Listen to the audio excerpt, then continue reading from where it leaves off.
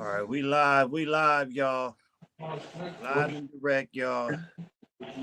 It's the Not Afraid to Lose podcast, y'all. We got a very special guest, but we're gonna play a song first, and after that, we're gonna let him introduce himself, y'all. Those that come in, make sure you sharing the live. Get the song, then we can bring the people in. And Wayne, if you can go on and go on your Facebook and share the live for me, it's on my page. There we go. The song started. Let me turn the volume up. Let's see. Here we go. Play the song and then we'll get it started.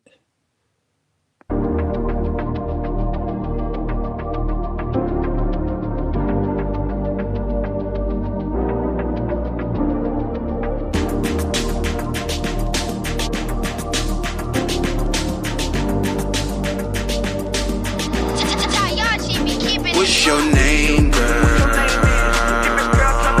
I really wanna know your name. Know your name, girl. What you drinking? And can a nigga buy you a drink? Buy you drink? Yeah. What your name is? Who you came with? You with your girlfriend? What y'all drinking? You want that audio? Yeah, out your body though. Yeah, that ass fat, but can it wobble though? What's your Facebook? What's your IG? You got an iPhone? FaceTime me. I wanna kiss your lips so shiny. I know you got a nigga, I just wanna be your side piece. You're a sneaky link, you be my freaking link. She want that ding-a-ling, she get that dicky-lee. I think I'm feeling her, I think she feeling me. She throw that ass on me, this must be chemistry. You looking good in this bitch, do you think, sis? You see me posted in the cut on some gang shit. I buy you drinks and every bitch that you came with. But first all you gotta tell me what your name is. What's your name, girl? I really wanna know your name. Know your name, girl. What you drinking? And can a nigga buy you a drink? Buy you drinks? Yeah. What your name is? Who you came with? You with your boyfriend? So what? That nigga lame, baby, he ain't got no hands. That nigga broke, baby, he ain't got no bands. You want a real one, not a little one. He wanna play games, go get your children. I'm in the building, I'm looking like a million. I'm dripped in the mirror, she dancing in the mirror. Nigga, don't fuck with that. Nigga, I fuck with that. She got that double back. I keep on coming back. She let me hit that hole like a running back. She keep that pussy wet. She got that thundercat. You looking good in this bitch. Do you think, sis? You see me posted in the cut on some gang shit. I buy you drinks and every bitch that you came with. But first off, you gotta tell me what your name is. What's your name, girl? I really wanna know your name. Know your name, girl. What you drinking? And can a nigga buy you a drink? Buy you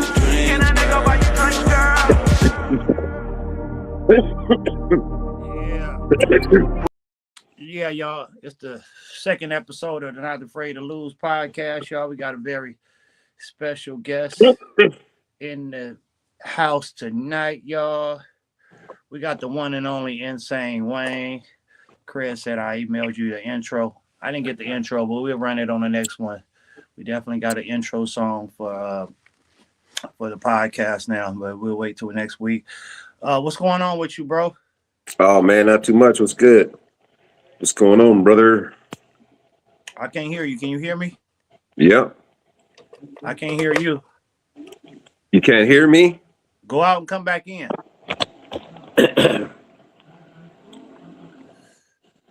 Hold on, let's get it right, y'all. Technical difficulty. How about now? Yo. I still can't hear you. Can you hear me now? Go out and click the link to come back in. All right, y'all. Little technical difficulties. Y'all make sure y'all share the live. Y'all make sure y'all share the live, y'all. Episode 2 of the Not Afraid to Lose podcast. A very dope interview coming up, y'all. Appreciate everybody for tuning in. Okay, I see the people coming. Make sure y'all share the live, support. All right, we got Insane Wayne. Ba-da-ba-ba-ba-da. There we go. There we go. What's going on with you? Oh man, chilling. What's good, brother? Oh man, not too much. Not too much, man. How life treating you? Oh, it's been good, man. I just came from I was at the Bay Area Black Comedy Competition all this week, and I was a host on Friday. Okay. Oh, dope. That's dope. We're gonna get into that too because I believe you got some accolades from that also, right? One time. Yep. But we definitely gonna get into that. All right, y'all share the live, y'all. Everybody that's tuned in, appreciate y'all for tuning in. We're gonna go ahead and get started with this interview because I got a gang of questions, and I don't want to take up too much of your time. So we're gonna go ahead and get started.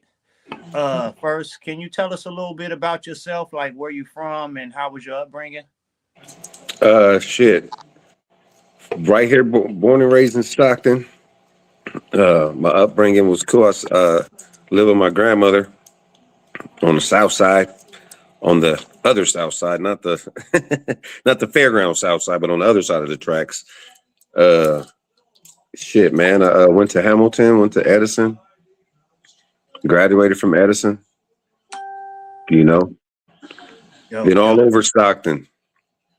Dope. All right, for sure. Another Stockton representative out here, you know, putting Stockton on the map. Were you ever involved in any sports as a youth or as a high schooler?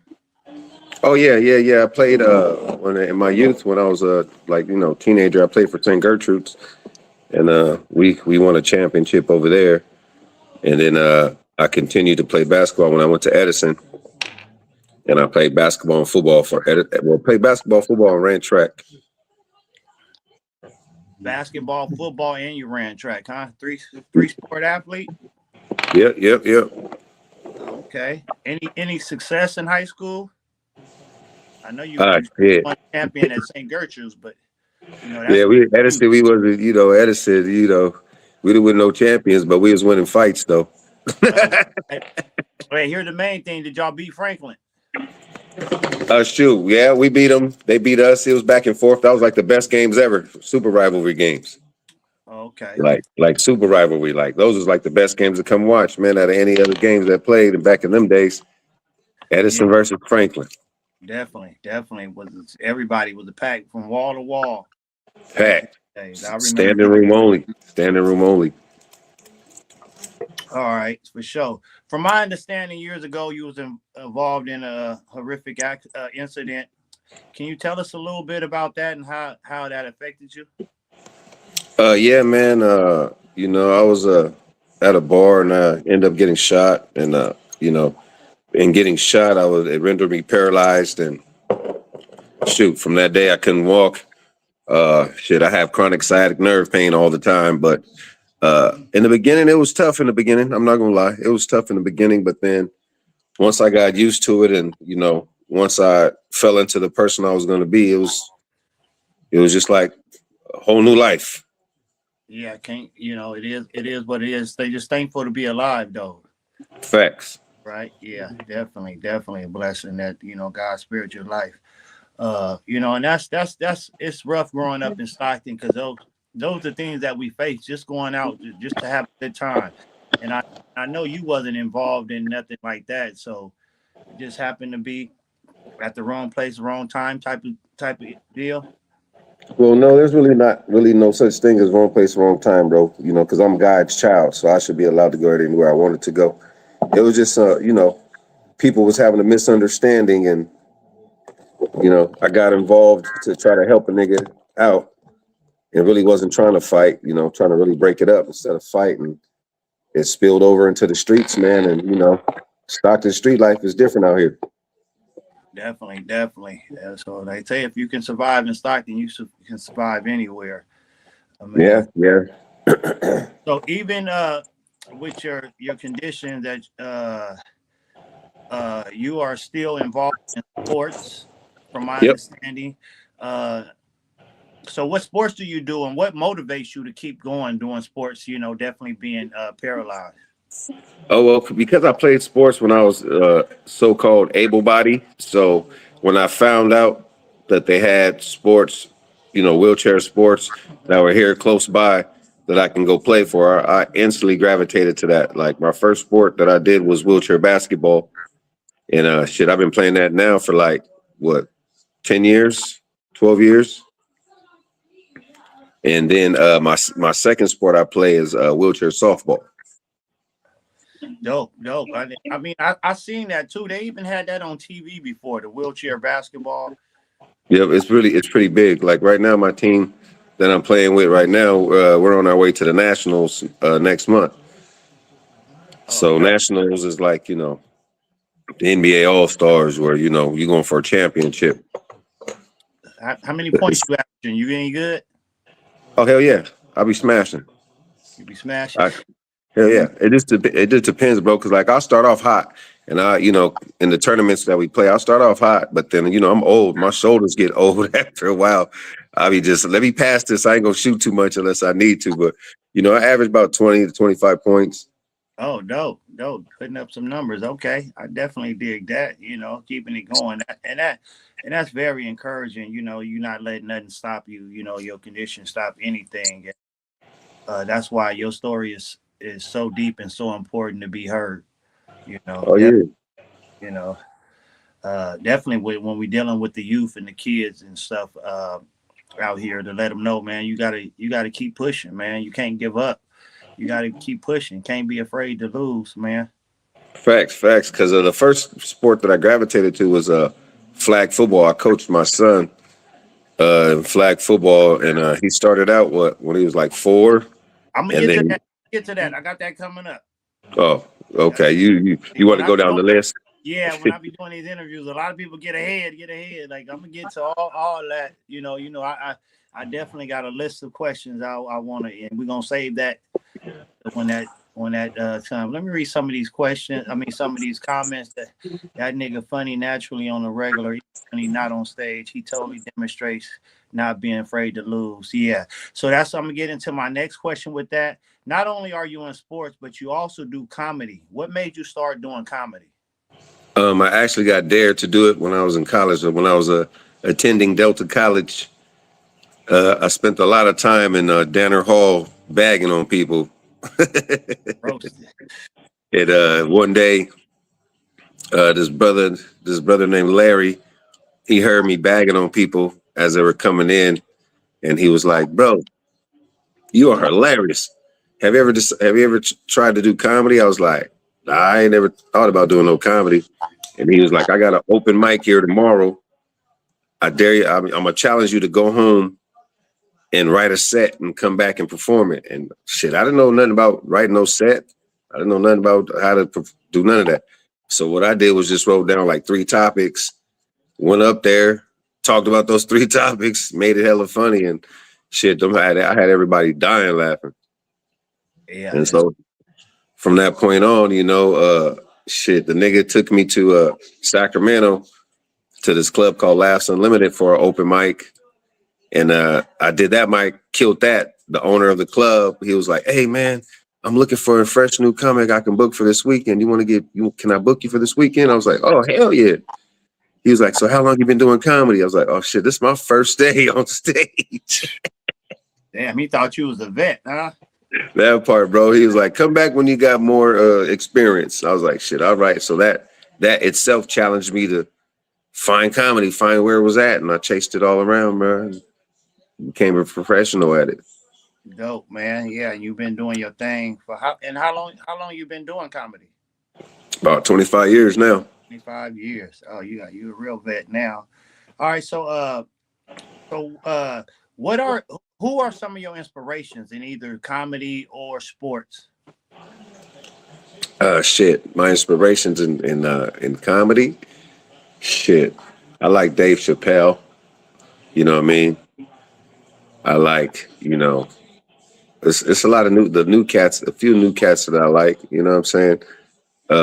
Right now, man, I'm really digging my boy Nate Jackson because he's living in his dream. You know what I mean? He's one of my peers. You know what I mean? I like my brothers that I've been doing comedy with. Like a lot of people that I like are not really too famous people. It's people that I know personally, and I respect what they do because they're still creating their craft and they're still creating lanes for the new comics to come through. So yeah, it's people like Daniel Dugard, Kirk McHenry, you know, people like that, you know, Rico the Great, you know, people like that, people that I know personally, that I know that deserve to be, you know, next level type comics, but you know, we're not getting that love right now. That opportunity, yeah, opportunity. I mean, you got to keep pushing though. That opportunity will come. You know, if you keep on pushing, I'm sure Thanks. that opportunity will get there. But you've been doing a lot of big stuff. You have been successful in there. So, Yeah. Drew, ask you about what are your 3 biggest accomplishments in comedy? My 3 biggest accomplishments with comedy, man. I had won the Bay Area Black, which was dope. I won Shaq Comedy All Stars. I won Central Valley Comedy Competition. You know what I'm saying? I did. I was in a movie with Scruncho. You know, so it's like shit.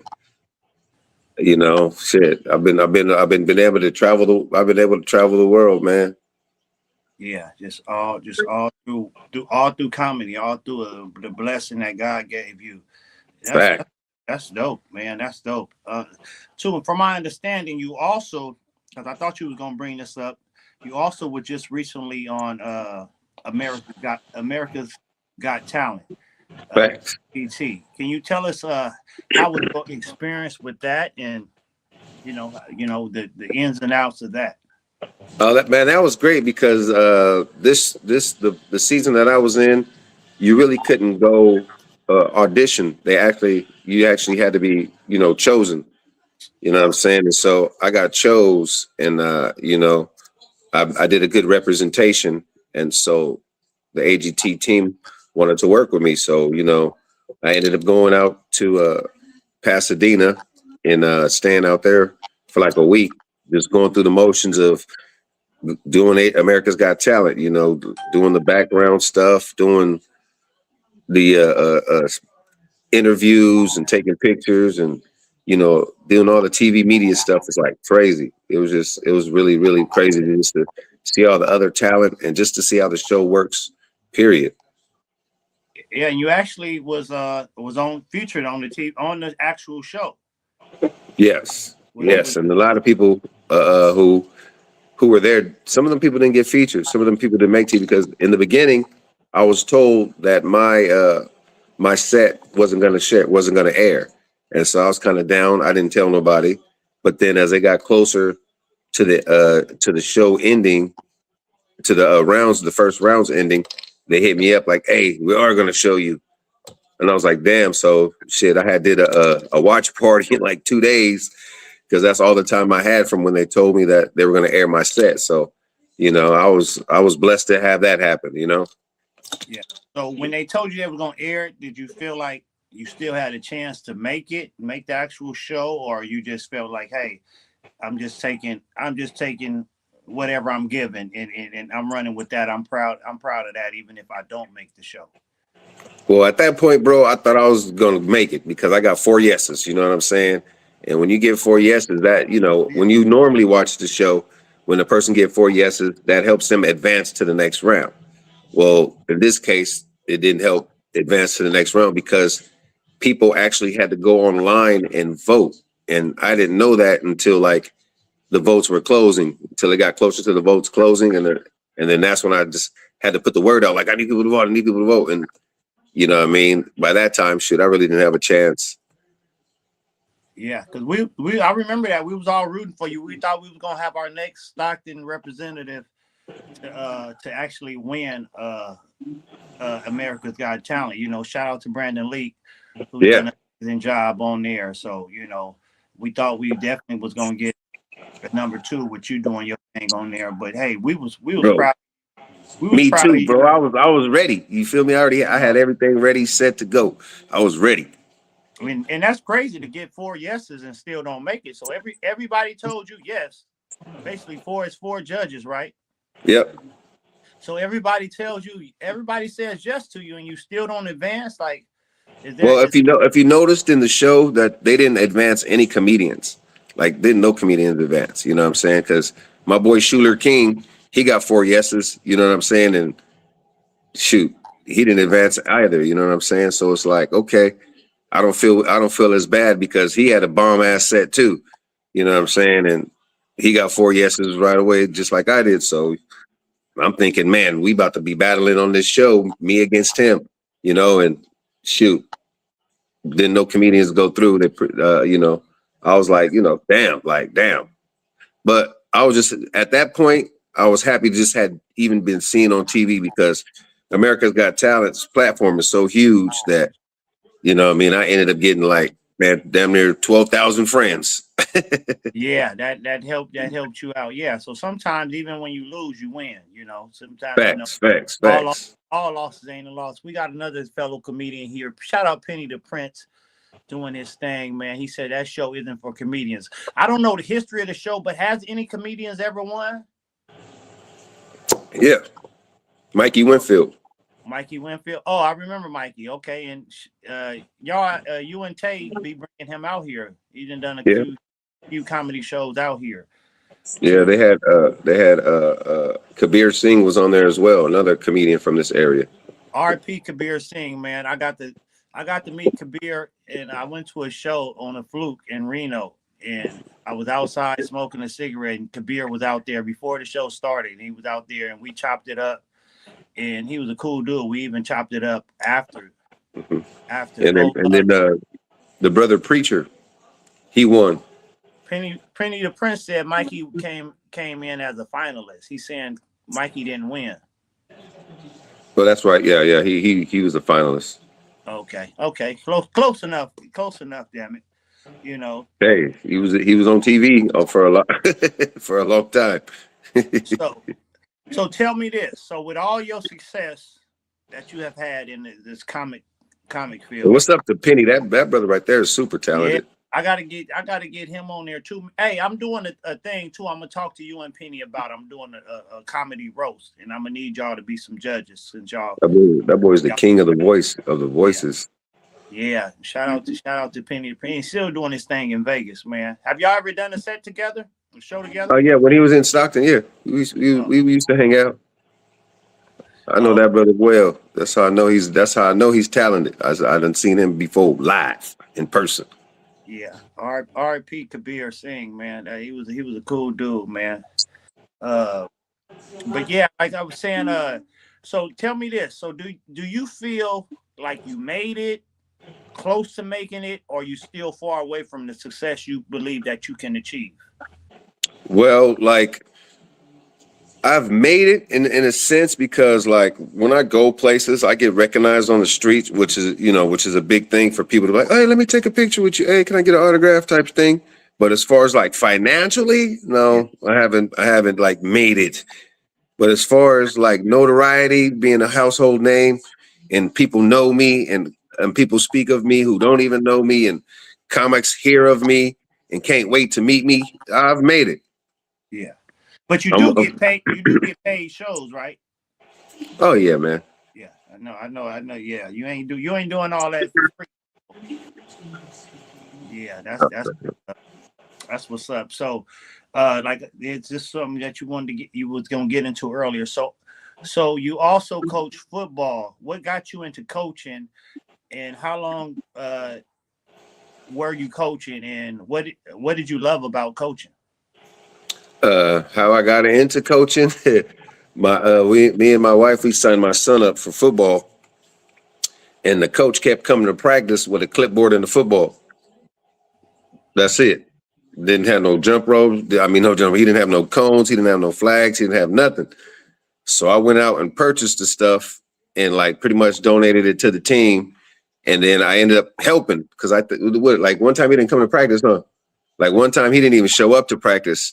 And since all the kids were there, I just pretty much put out my cones, put out my ladders and my agility stuff that I had, and gave him a little thing to run through, and gave him plays and gave him catching drills and handoff drills and running drills and all type of stuff. And the parents loved it because the kids liked it. So then eventually the coach he moved on. He was like, bro, my son is getting older. I want to coach him. If you don't mind, you can just go ahead and take over this team. So I was like, I was like, I don't know. And then all the parents were like, yeah, you should coach. You should coach. You should coach. The kids really like you. So I was like, oh, fuck it. Let's go. I'll coach. And so I just kept signing up to coach and kept getting the same kids to return to my team. And I coached flag football for like 7 years. And then I end up coaching with Otis, with him with the Bengals. I coached with the Bengals like, 2 years. And then we moved on and coached with the Yellow Jackets, won a championship with them. And then coached 2 years with Yellow Jackets. And then we went back and got the Wolf Pack. The Wolfpack. I'm coaching over there. This is my first season over there with the Wolfpack. I'm coaching for spring ball. Okay, yeah. So like, right, yeah. So, yeah, man. I just had the love for the kids. I like to teach and help kids grow as players, because a lot of times in these days, if the kid doesn't look like he got talent, a lot of coaches don't work with that kid. They just work with the kids that got the talent and got the know-how and leave the other kids behind. When you need to know how to build up players. You need to learn how to build up players, and so that's what I like to do. I like to build up players. I like to build kids up and let them know, hey, you're just as talented as him. You just got to tap in. You got to work harder. Yeah. You know what I mean? It might not just might not just be off top, this talented, gifted person with these skills, but you got to, if you work hard enough, you can achieve it. Yeah, and that's what I tell with coaching. I tell the kids all the time, hard work beats talent. And a lot of kids hard beats talent. So you may have the talent, but you don't want to work for it. You don't want to work hard because you feel like you're better than everybody else. And then somebody that's working hard, a year or two down the line, they become better than you because they've been putting in the work, and you just been lollygagging, thinking you just got that God-given ability, and it takes more than that sometimes. It does. So, that's what I focused on, is building up the little guy, building up the kid that, man, I can't do it. Yo, you can work hard. You can do it. That's why you out here. If you didn't believe in yourself, you wouldn't even be here anyway. So you made the first step by being here in the first place. So now let's work at it. Let's get it. You're here for a reason. So let's get it. Definitely dope. That's dope. So you didn't play football, play basketball, ran track. You didn't play baseball and basketball in a wheelchair. You been a dope comedian. You're basically a man of many talents. And I also know that you're a barber. Like, how do you do so much despite the situation?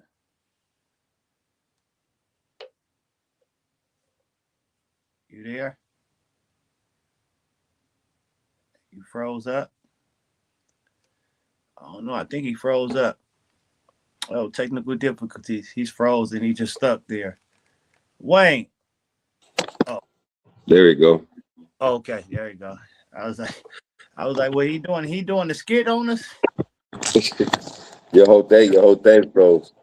Oh, okay.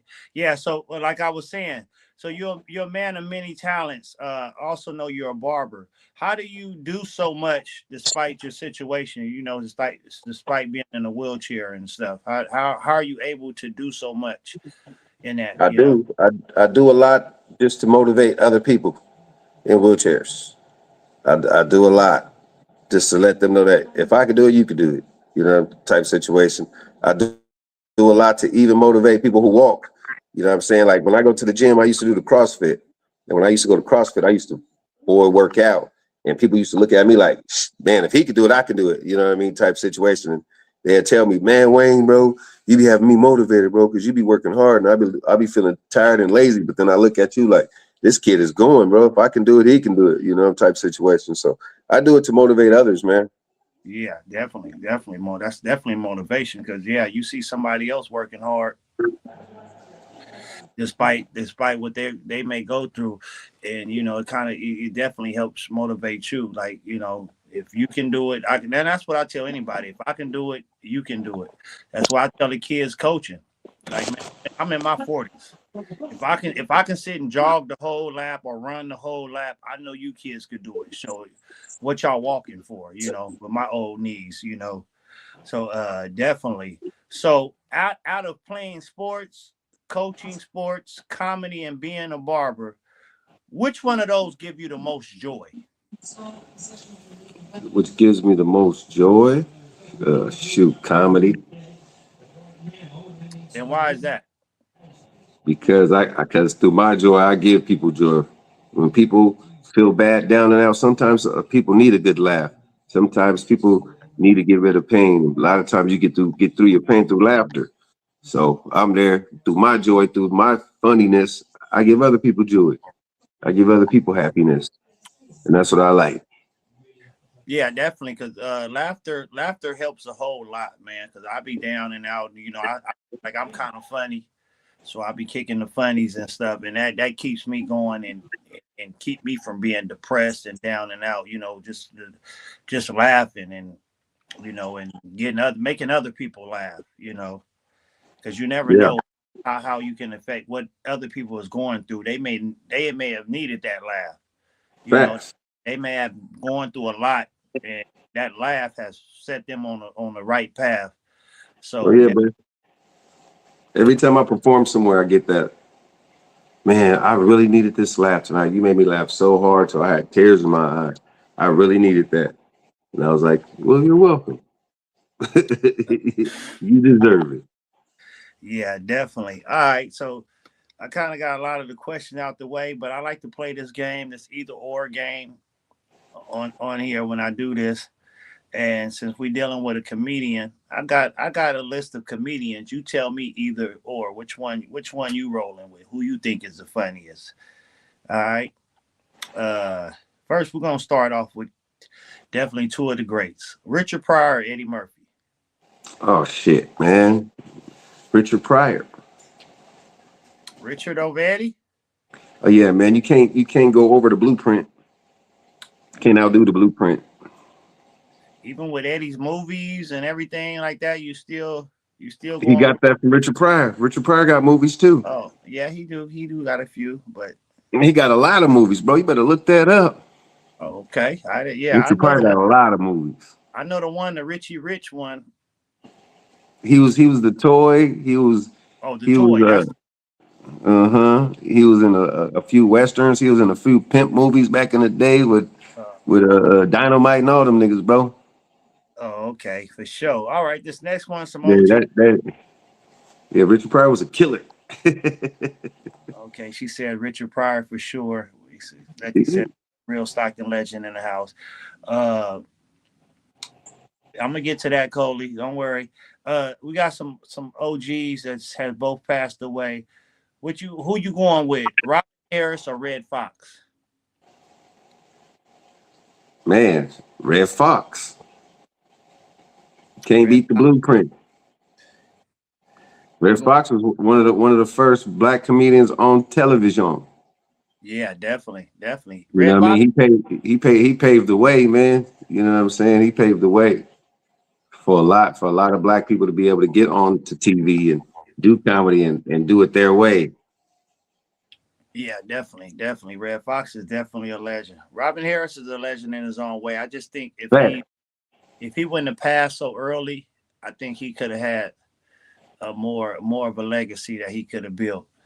Oh yeah, he was starting it off. You know, he had Bebe's kids. You know what I'm Yeah, saying? He was in House Party. You feel party. me? So yeah, he was well known, man. He was making his move. He was like, one of those ones that was like, you know, gone too soon. All right. Hopefully, this next one is a little harder because neither one of these people set the blueprint. But they legends in their own right. You put Bernie Mac or Martin Lawrence. Oh, that's a good one. That's a good one. I'm gonna go with Bernie Mac. Bernie. Mm-hmm. Bernie over Martin. Mm-hmm. I mean, yeah, there's no wrong answer for that, but definitely love me some Bernie Mac. But Martin, I think Martin was best during the Def Comedy Jam era. Well, Bernie Mac was out in that era too. Yeah, I know he was there, but Kick Martin, it. I ain't scared of you motherfuckers. Mm-hmm. But Martin being the host, we've seen a lot more Martin. you know. But Bernie just came and just kind of took over, Yeah. shit in the comedy Yeah, world. you know, Martin, you know, Martin's a king of his own. He got movies and, you know what I'm saying, a lot of accolades to his damn self.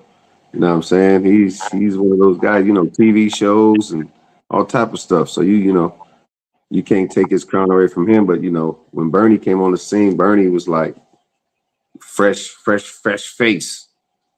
You know what I Yeah, mean? He came with that raw. He came with that raw that people missed. It wasn't getting in a long time.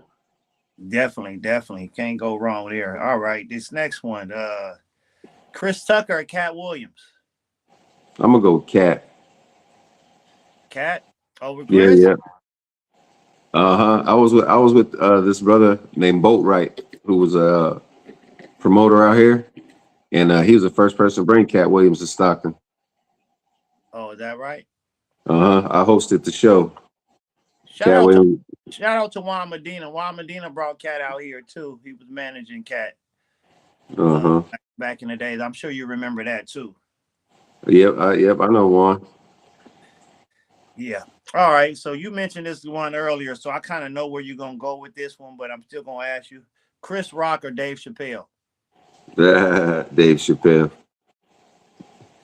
What is it about Dave Chappelle? Because I'm not really no big Dave Chappelle fan like that. Am I tripping? No, you go. He's not for everybody. I'm a comedian, so I get where he comes from. I get where his energy comes from. I get his story that he tells. I get, you know, him using his platform to, be able to say what he want to say. And not only that, he helps a lot of people behind the scenes that a lot of people don't know about. He does a lot of stuff behind the scenes that doesn't get talked about. So, you know, if he talked about it, then they be trying to blackball him some more. and I ain't really big on Chris Rock either, though. So I'm not real big on Chris Rock either. But I know he's a legend, and I know Dave Chappelle a legend, and I'm not really big on either one of them. But I do respect what they done for the comedy world. This next one, I'm gonna see what you got to say about this. Mike Epps or Kevin Hart? Oh shit, Mike Epps. Mike Epps. Yeah. That's You don't feel Kevin Hart too much? Because I'm not really big on Kevin Hart is cool. Kevin Hart is cool. You know what I'm saying? He's cool. I just, I like niggas who got it out the mud. Yeah. And I think they're both better comedians in movies than stand-up. I like, yeah, that nigga, I like a nigga that's, that nigga Mike Epps is raw, bro. He kind of raw. Yeah. You feel Kevin, like Cat said, is a plant? Well, I don't know, because I ain't never followed him or knew him like that. So, I just seen him when he just popped up on TV and shit like that. Yeah, he may see this. Don't mess up opportunity. He may see this, so don't mess up opportunity. Kevin got the plug. Kevin the gatekeeper to a lot of this shit. That nigga said he's the gatekeeper. He is. I mean, that's what Mike Epps. Cat Williams said. Hey. Let me get to a couple females before I end with this. You going with Adele Givens or Cheryl Underwood? Oh man, that's a good one. Cause they both like the same people to me. Like, I even mix them up. I even get mixed up when I see one of them. I think it's the other one. Yeah. Shit. I'm gonna go with Cheryl Underwood. Who is the such a fucking lady? That's Adele Givens? No, that's Cheryl Underwood. That's Cheryl? Yeah, because she does it. Yeah. Give a well a tic tac or something. That's Cheryl too, huh? Yeah, I think that's Cheryl. I think I would go with Cheryl. Like I said, I mix them two up all the time. Because they look alike to me, and they both come with that raw and uncut comedy. Yeah. So you going with Cheryl. All right. This last one is another ladies one.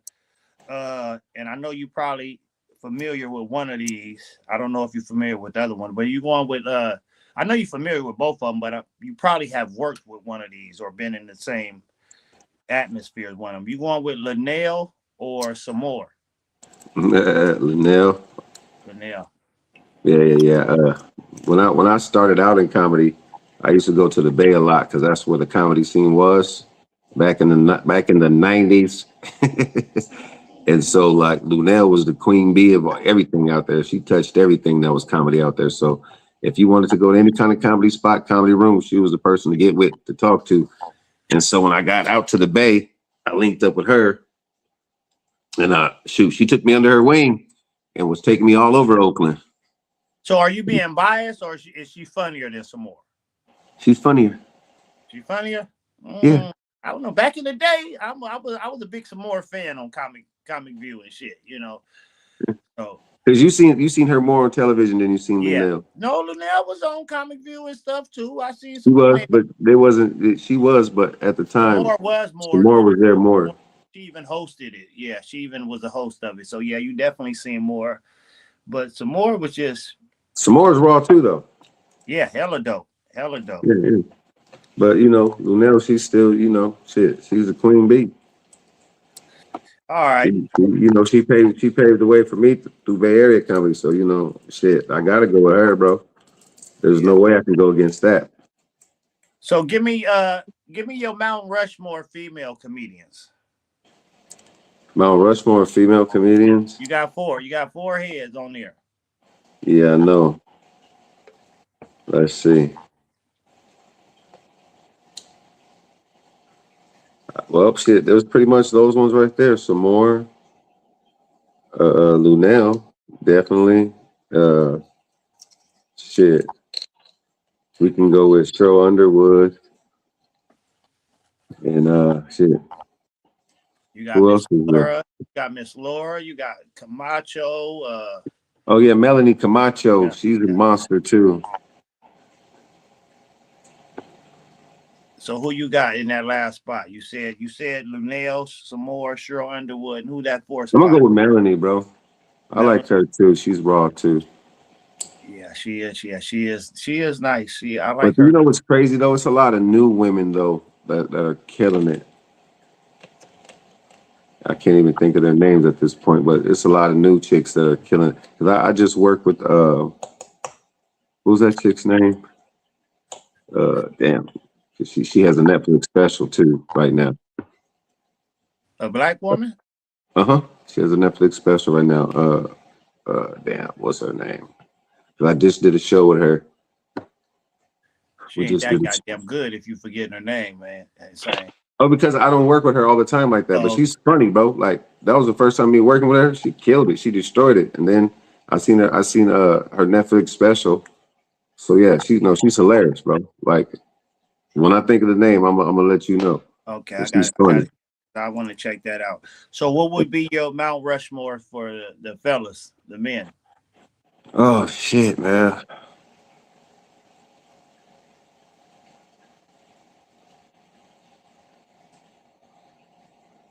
Yeah, man. Shit. I like niggas that I deal with personally, bro. As Mount Rushmore? Hell yeah.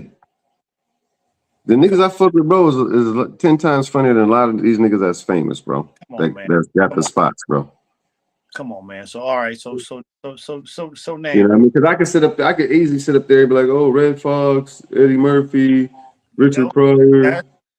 You know what I'm saying? That's easy. But so let's do the Mount Rushmore of your circuit then. Certain people out here that's killing it right now, like shit. But it'll have a lot more because it'll be myself, it'll be Rico the Great, it'll be Mario Hodge, my nigga Jay Rich, it'll be Mikey Winfield. Like we got some hitters right around here, bro. You gotta cut some on mouth though. We need 4, man. Yeah, no. They ain't gonna be mad at you. They can't be mad at me. So what would be your 4? Let's see. Niggas who's really rocking. We're not gonna include ourselves. You're not including yourself. Make it easy. Okay. The niggas that's like rocking right now, that I'm really impressed with, that I'm really like, you know, and they all different. Cause I like my boy Rico, cause you know he's an underdog, straight up. I like my nigga Lance Woods, cause he's getting it. Yeah. I like Nate Jackson because you know he's changing the game, and I know him. And So then you know, 3. and as far as that's 3, and then like as far as like on a grown man tip with comedy, I like my nigga Daniel Dugar. Daniel Dugar. Okay, I'm not up on him. I gotta check him out. On some grown man shit, on some like real swag type, always dressed nice type. I fucks with him. Oh, okay. Dope. 2. So how do you feel about, because it comes up a lot, joke stealing? Oh, that's terrible. Did that go? did that ever go on? Have you ever witnessed something like Hell that? yeah, it goes on, bro. It just went on last night. Oh, Bro, God. it goes on. Let me tell you something, bro. Let me tell you something, nigga. It was a time, nigga, when back in the day when niggas used to burn their sets and put it on the DVD and then sell them after the show on the DVD. Man, it was a nigga, man, that he was a cool comedian that I knew. He was from San Francisco. The nigga was here in Stockton doing the show, and the nigga was selling his DVD. So I was like, he's like, hey Wayne, man, buy my DVD, support her, brother, man. You know what I'm saying? It's only $10. Woo. So I was like, okay, cool. Buy this nigga's DVD, right? And this is back when I had like a little TV in my car, so I had a little DVD with the TV on the dash thing. So I'm like, I'm sitting in my car chilling, pre-gaming. I put the DVD in. I'm watching this DVD. Like the first 10 minutes was terrible. And I'm like, damn, I paid for this. I said, well, shit, at least I'm supporting this, bro. And then all of a sudden, it started to get funny and funnier. And I'm sitting there looking, and this nigga's doing my joke. See, that's what I was gonna ask you. Was anybody? This nigga's doing my joke, and I'm looking at this DVD like, did I just buy my own joke on the DVD? And I'm like, what the hell? And the crazy part is, he's doing my joke word for word, but being that he can walk around, he's like acting it out, falling on the ground and doing all this extra shit and moving his, you know what I mean? And I'm like, wow, this nigga did my whole joke word for word, but did it more physical just because he can walk. This nigga's terrible. Did you ever confront him about it, mention it to him? Of course. He was, man, right when I got out the car, because he was doing the show for Tay. So right when I got out the car, bro, I went in there and he had just got off the stage and Tay was like, the nigga did your joke. I said, I know. I saw it on the DVD. So I went up to the like, bro, I ain't going to do my joke. No, bro, I said, brother, look at my face, nigga. Ain't no way you going to tell my joke word for word. I said, if you had the same experiences I had, you ain't going to say it the way I said it, because my experience is different from your experience. We are not going to experience the same thing the exact same way, same details, same everything, bro. It's not going to happen. Well, yeah, nigga, shut up, bro. I said, I need you to go ahead and give me $5 off of each DVD. Yeah. That nigga stole your shit. That's crazy. And I didn't know like comment like that where you run into it yourself, like right there on the show. But I have heard some things about it, and I've heard some people that do something similar, but to steal the joke. Niggas are still jokes of niggas who don't do comedy anymore and try to remix them. Niggas will steal your joke in your face and try to remix it, nigga. Niggas will try to steal jokes of comedians that done went on and gone to heaven, nigga, and try to remix it. Yeah, definitely. Hey, that's crazy. Niggas will go watch some old Comic View DVD YouTube videos and do sets off of that and act like they wrote the stuff. Like, come on, man. We know who that is. Calm down, killer. Like, so tell me, what do you put your joke writing around? What do you base it around? Like my life, your life, your own personal. Yeah. Okay. Because you can't mimic me. You can't do what I do. Your life is not gonna be the same experience I got. You know what I'm saying? I'm in a wheelchair now, so my life experience is gonna be different from yours. You know what I'm saying? In regards to everything that I do every day on the daily. Yeah, definitely. You know what I mean? So if you're an able-bodied person and you're walking around and you do a joke, one of my jokes, but you try to twist the words up, nigga, I know where you got that premise from. Me. Like Mhm. you try to switch the punchline and all the other little. Come on, bro. And it's funny because like people who know me and been around me, bro, they'll hear people do jokes and then come tell me like, oh, bro, so and so did your joke. I'm like, damn. You know, when you know people who know the jokes of other people, people will tell you, oh man, this nigga did your joke, or nigga do this joke, or nigga do that joke. You know what I'm saying? Like, nigga, last night we was watching a nigga do some jokes by Earthquake. The same cadence and everything. You feel what I'm saying? But shit, niggas who don't know, people who don't know, they don't know. So But tell for me, is it okay to take a little from here, from there, bits and pieces from different no, comedians? That's not okay either. no, you got your own life. You got your own experience. Write about yourself. That'll be the best material you could ever come up with. Okay. And comedians is known to like, and that's one thing I don't like is when they do like recycle jokes. How many times do you do the same joke type of stuff? Like if I go see you at a comedy show and then you do a Netflix special, I feel like it's not gonna be that funny because I already heard you say that. So how often do comedians use the same material? It's like this, bro. When you got golden material, why get rid of it? Everybody hasn't heard it. Yeah. And then a lot of times people who like that joke, they want to hear it because they love it so much. Like I get people who like when I change my setup, when I do shows, I change it up. People like, man, I came here just to hear that one joke. You didn't even say it. You didn't do it. Yeah. I'm like, oh man, my bad. I be trying to switch up. Man, that's the funny joke, bro. I love you when you tell me that. I love when you say that joke, bro. I love to hear that joke. I brought people with me just for you to hear that joke. And then I end up telling them right there on the spot, like after the show, they take me on the side and I end up telling him and all his friends the joke. And they're like, man, that's the one I want. You know, a lot of people want to hear those jokes.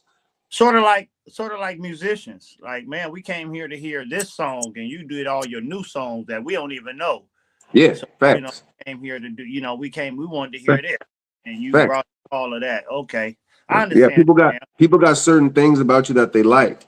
You know, they do like growth and they do like new stuff, but they still want to hear certain stuff. They still want to hear that old stuff because that stuff to them is classics. See, I'm a little different because it's hard to make me laugh. You know, I'm a very serious person. So I can't laugh at the same joke too many times. You know, you might get it out of me twice during that same joke, but after the third or fourth time, it's like, man, I heard that already.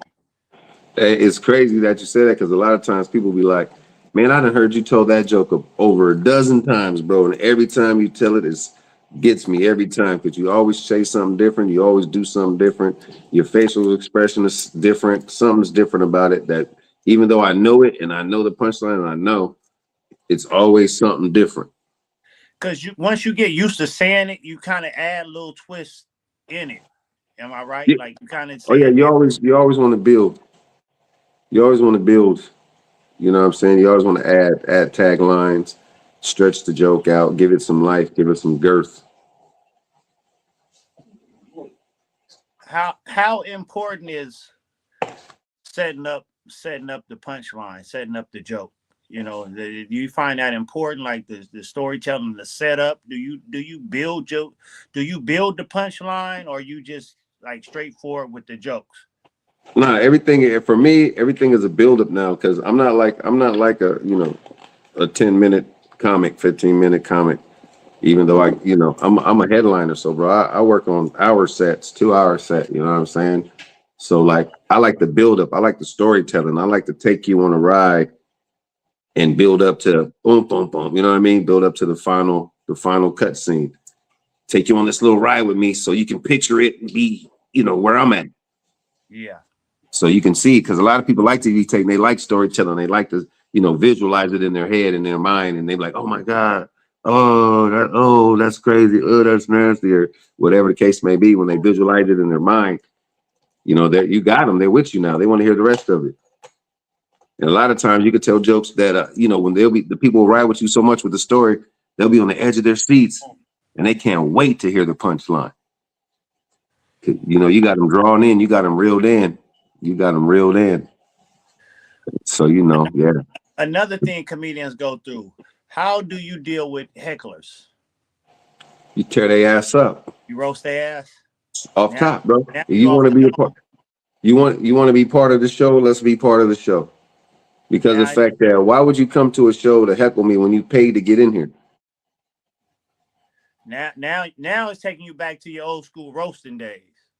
Oh yeah, off top. You know, now you off the dome with stuff. It ain't material. You off the dome with stuff. You know, taking you back to, you know, and that's what I think that you really had to be a roaster back in the days to really handle people that's in the crowd heckling you. To, like, you know, I don't think just people that just, you know, because some comedians is just about writing the jokes. You know, some can't freestyle like that. So you really had to do this.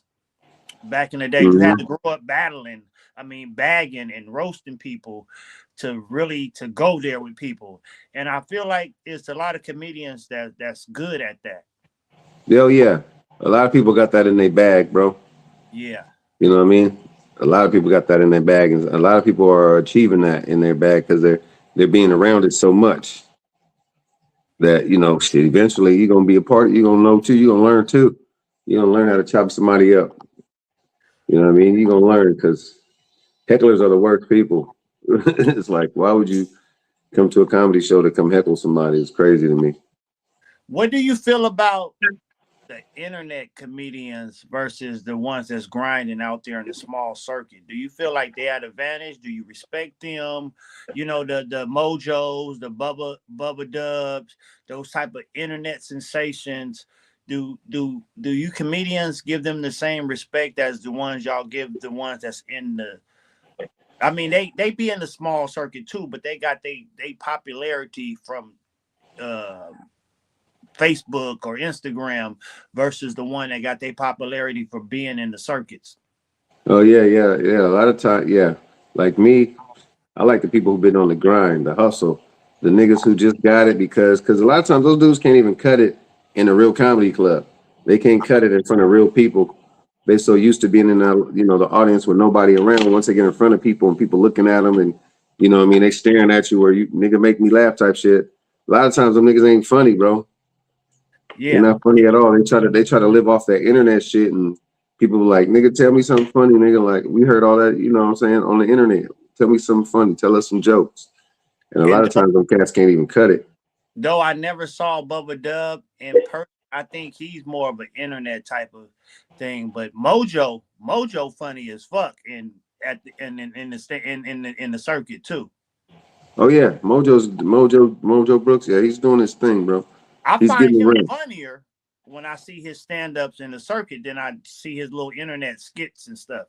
You know, well, it's crazy because the fact that now with all the shows he's doing, he's utilizing the internet to his advantage. Yeah. You know what I'm saying? That's what a lot of these guys are doing when they're going on these tours. They're picking up a lot of footage and then dropping the footage online and getting people to watch those reels and watch those reels and watch those reels. And then now when you go places, people want to see you. And then, you know, word of mouth is fast. You know, people post up, you know, that internet is quick, bro. Like I can come see you, take a picture with you. The next thing you know, people are like, oh my God, you know what I'm saying? And now I want to go see it because I see you done took a picture with him and now I want to see him so I can take a picture. And I heard you said he was funny. I'm gonna go see because you said, you know what I mean? People trust people. Yeah, definitely. And I think, but it's a lane for everybody out here. Definitely. I think the internet helps. The people, but long as you got that like in person, it can help you and break you. Yeah. What do you think about T.I.? Have you heard any of his stand-up? He's not a comedian. He's a rapper. Oh, so it ain't cutting. He ain't funny. He's not a comedian. He's a rapper. Gotta stay in your lane.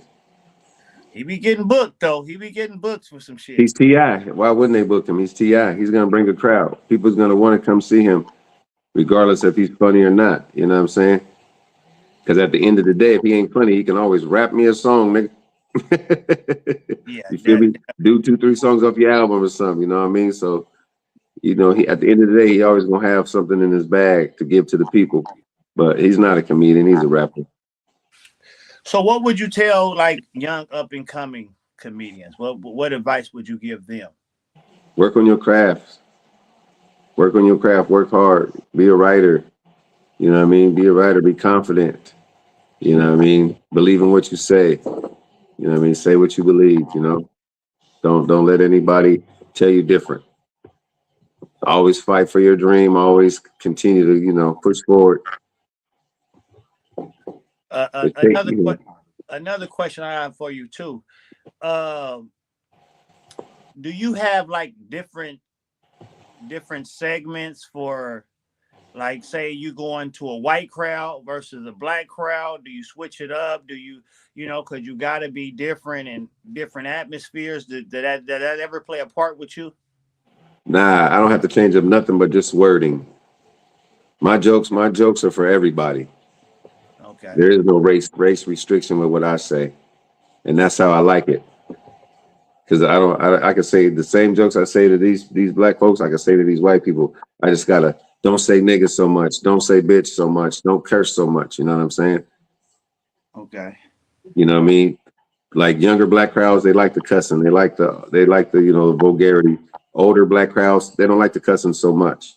White people, some of them, they like the cussing, they like the N-word. Most of them don't. So you just got to know your crowd, know your audience, and it's just wording, but you don't have to change the jokes. So do you have restrictions on certain things you say, because now comedians can't say the things they used to say back then? So do you ever restrict yourself for saying certain stuff, or do you feel like this is comedy? I can pretty much say what I want to say without. Yeah, you can say what you want to say. Freedom of speech, brother.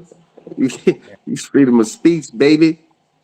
Say what you want to say. You can't sit up here and try to tell me what. That's that new age, new generation. Oh, you hurt my feelings. I don't want you to say that anymore. Man, skip that. You know where you came. You know what you're doing. You know what you went to. You know what this is. Come get this work. Definitely. Okay, so before we close out, I know somebody said, can you give some quick jokes for us or something? You got a quick 5 or 10 minute set that you know off the dome fresh. Off the dome fresh. I'm sure you know all your material. I'm sure that's no. Because all my shit. I just got stories, bro. Yeah. Like shit. I just got stories. Go on and give us a story. Go on and give us a story. We here for it. We here for it. I got a Walmart story, and this shit was true. This shit is true. I had went to Walmart, and I was in the went into the self checkout line, and while I'm sitting in line, I'm behind this young girl. She's pregnant. She's super pregnant. Stomach hella big, right? Her friend come running up. This girl got on, house shoes. She got the half top on, stockings with the bonnet on. So you already know she about to come with the ghetto shit. She came up to her girl. She's like, "Oh, bitch, look at you, bitch. You hella pregnant." And the girl's like, "Yeah, girl." She goes, "I bet you can't wait to have that baby." She was like, "Yeah, girl, I've been having Braxton Hickses, right?" And me, I'm thinking, what the hell is a Braxton Hicks, right? I had to look that shit up. I saw she just having contractions, right? And the girl was like, "Yeah, girl, when I was pregnant, I was having hella contraptions." I was like, "Contraptions?" She said, "Yeah, girl, my baby was coming early. I had to introduce my labor." I'm like, "Introduce your labor? Don't you mean induce?" I'm like, this girl was dumb as shit. You feel me? Yeah. She's just talking to her friend, and I'm sitting up there just watching her. She was like, "Yeah, girl, what'd she say?" She asked her something about what her baby name was, what it was gonna be. And nigga, her name was Angela, but she wanted to spell it AHNJE. What'd you say? LL IAH or some bullshit. I'm like, that's too many letters just for Angela, nigga. Ghetto fine it. Ghetto fine that shit. Ghetto fine. Did you say something to her? No, nigga, I was just writing that shit down. Like, nigga, I'm about to tell this story, nigga. I'm about to tell this story. Definitely. Words are hard, though, man. Words are hard. I be fucking up words too, man. So don't go so hard on the people that. Bro, come on now. You can't tell somebody you was having heck of contraptions when you mean contractions. Shit, words are hard than a motherfucker. All right. Man, we over an hour. We over an hour in. I'm finna let you go real soon. Any shout outs you want to give out tonight, man? Oh man, shout out to you, man. Shout out to having 2 podcasts in one spot, nigga. I saw you flip the screen around earlier. No. But Transform, no, bro. man, shout out to you, bro. Keep working hard, man. Keep grinding. You know what I'm saying? Do your thing. You know, shout out to Not Afraid. Shout out to the Black and Mickey's, you know. Shit. Shout out to all the people that really fuck with me, you know. It's hard to find them people, you know. Anybody who really like deal with me and, you know, be hitting like and post on all of my posts and shit like that, that's who I fuck with. That's who I big up. You know what I'm saying? And I'm glad I got you on this because I was supposed to get you on. We were supposed to do an interview on the Black and Mickey's too. You know, you came through that one day, but we were supposed to do an actual one-on-one interview. But I'm glad you came through on this. Charlie Chain said, read the comments. Chain said, Insane Wayne bald in the front, but got dreads in the back like Stevie Wonder. Oh, he trying to roast. I know he ain't talking. His wheelchair got real tire meat on it. My wheelchair got real tired, man. Save that. I'm finna do this. You so ugly, your mama so roast competition. So I got that coming up in the works, man. I'm just waiting on my flyer, and I'm gonna be looking for. Charlie Chan looks unfinished, nigga. God's still working on him. Charlie Chan looked like the uncle that be at all the barbecues talking about, hey nephew, when you get done with that can, let me get that. Hey, not too much on the cans, man. They've been roasting me because I recycle cans. God damn it. Charlie Chan the type of nigga like, hey man, I could put an engine on your wheelchair. Just bring it over here by my house tomorrow. Charlie Chan is crazy. That nigga named Charlie Chain. That nigga name is Charlie Chain. Let the people know where they can find you at, man. Your handles, your Facebook, Instagram, all that. TikTok. Man, IG 209 Insane Wayne, Facebook, just by my regular name, Dwayne Jackson. TikTok 209 Insane Wayne. What is there? What else is there? I think that's pretty much it, bro. Everything is pretty much Insane Wayne. 209 Insane Wayne. So what you got coming up next? What you got coming up next, man? Coming up next, man, I actually got, we going to nationals. I'm going to nationals. Yeah. I'm going to nationals. I got a basketball tournament at the end. Oh, matter of fact, we're doing a crab feed. Come through the Razor. Come get your crab feed tickets. It's to support the kids for the Delta Youth football team. We're doing the crab feed coming up on the 28th, and then that same weekend I got basketball tournament in Sacramento. So I'm doing a basketball tournament February 28th through March 1st in Sacramento. So if anybody want the information, anybody knows somebody in a wheelchair, or if you want to check out wheelchair sports and see basketball live, tap in with me. I will get you the information. Any comedy shows coming up? I know you stay booked and busy. Yeah, but I would have to look on my phone, and I'm using my phone to talk to you. So okay. All right.